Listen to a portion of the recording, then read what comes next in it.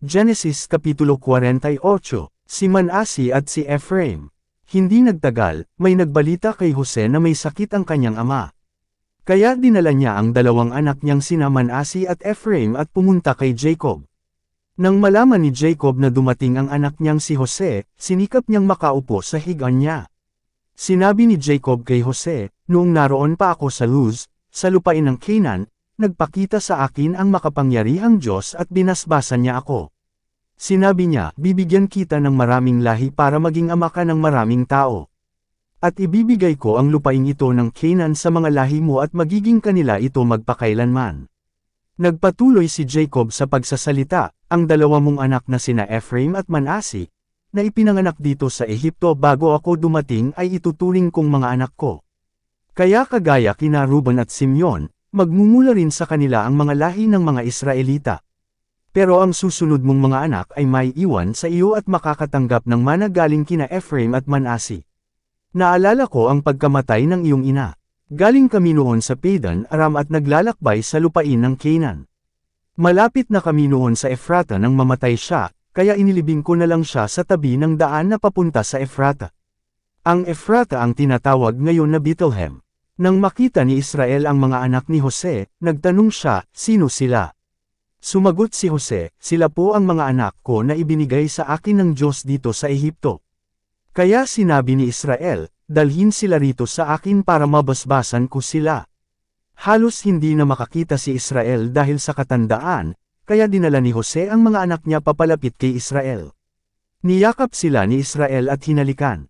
Sinabi ni Israel kay Jose, hindi na talaga ako umaasa na makikita pa kita, pero ngayon ipinahintulot ng Diyos na hindi lang ikaw ang makita ko kundi pati ang mga anak mo.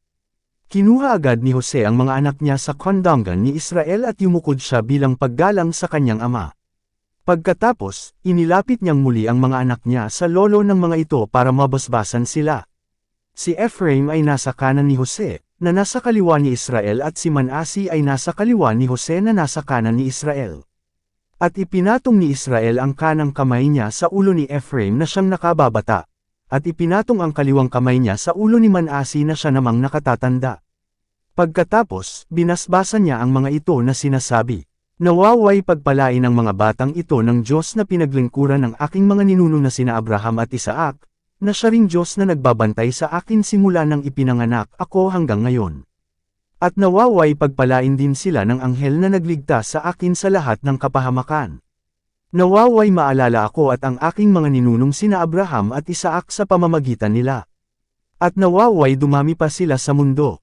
Nang makita ni Jose na ipinatong ng kanyang ama ang kanang kamay nito sa ulo ni Ephraim, hindi niya ito ikinatuwa. Hinawakan niya ang kamay ng kanyang ama para ilipat kay Manasi, at sinabi, "Ama, hindi po iyan. Ito po ang panganay, ay patong po ninyo ang kanang kamay ninyo sa ulo niya." Pero sumagot ang kanyang ama, "Oo, alam ko anak. Ang mga lahi ni Manasi ay magiging kilala ring mga bansa, pero mas magiging kilala ang mga lahi ng nakababata niyang kapatid at magiging mas marami ang lahi nito." Kaya ginawa niya si Ephraim na nakakahigit kaysa kay Manasi. At sa araw na iyon, binasbasan niya ang mga ito na nagsasabing, "Gagamitin ng mga Israelita ang pangalan mo sa pagbabasbas. Sasabihin nila, nawaway pagpalain ka ng Diyos kagaya ni na Ephraim at Manasi." Panipi, kaya sinabi ni Israel kay Jose, "Malapit na akong mamatay, pero huwag kayong mag-aalala dahil sasamahan kayo ng Diyos at pababalaikan kayo sa lupain ng iyong ninuno. At ikaw Jose ang magmamana ng Shechem, at hindi ang mga kapatid mo. Ang lupain na iyon na napasa akin dahil sa pakikipaglaban ko sa mga Amoaryo sa pamamagitan ng espada at pana.